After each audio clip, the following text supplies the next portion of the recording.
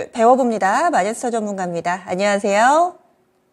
네, 안녕하세요. 예, 오늘의 키워드, 오늘의 주제 알려주세요.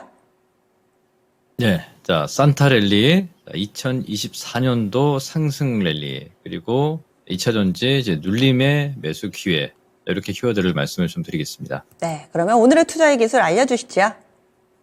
네, 자, 첫 번째, 이 산타랠리는 이제 사실 이제 뭐 오늘이 12월 22일로 거래가 이제 산타랠리, 그동안에 랠리가 나왔느냐?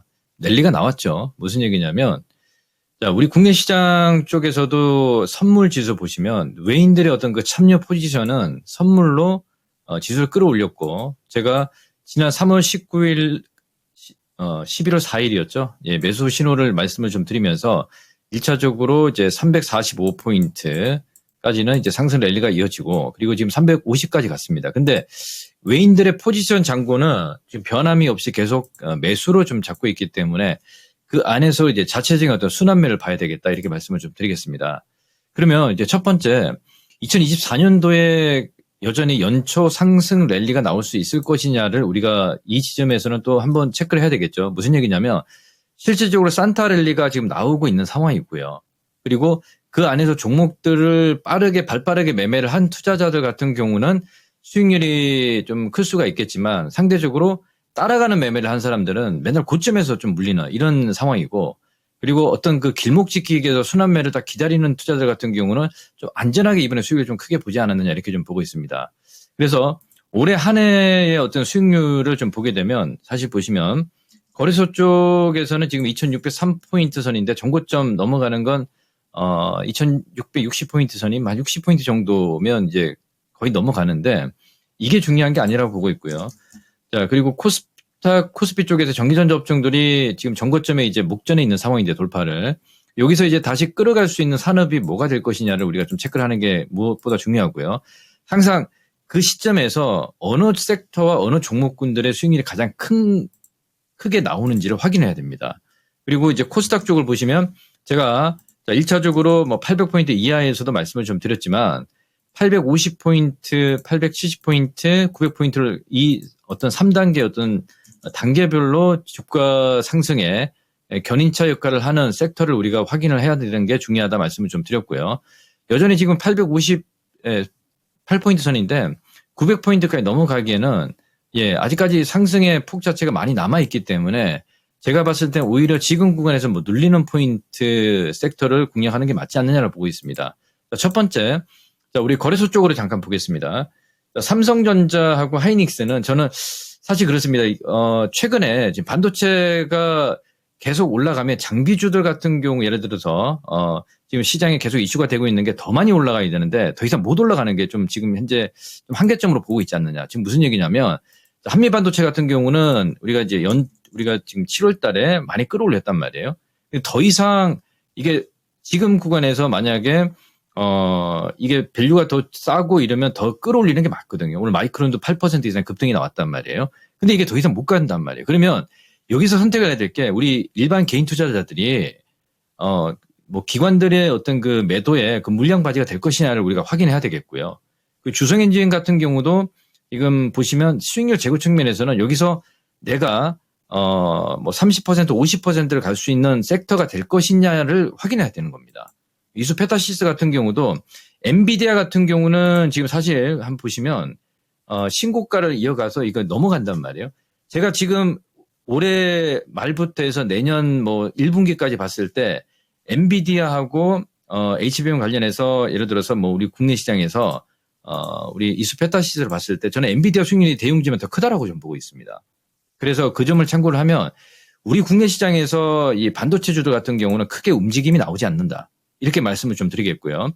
그리고 우리가 이제 지수 관련해서 삼성전자가 75,000원까지 넘어갔습니다. 이건 저는 외인들이 어떤 이 매수를 하는 물량들이 이 반도체 섹터를 매수를 하는 것보다 지수를 끌어올리는 어떤 이런 비중이 좀 크지 않겠느냐. 지금 무슨 얘기냐면, 외인들의 포지션 잔고가 지난 9월 달부터 제가 이제 매수 신호가 뜨기 전에 거기까지 선물 매도 포지션으로 손실분이 굉장히 컸습니다.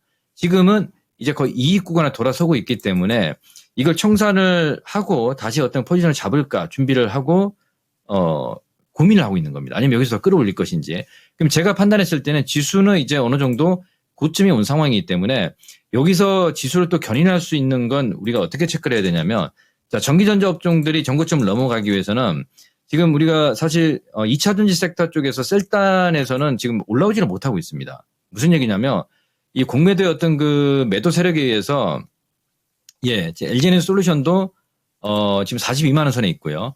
그리고 삼성 SDI도 이번에 공격적으로 양극재 공급을 하면서 NCM 하이엔드급으로 지금 공급 체결을 우리 에코프로 BM하고 했지 않습니까?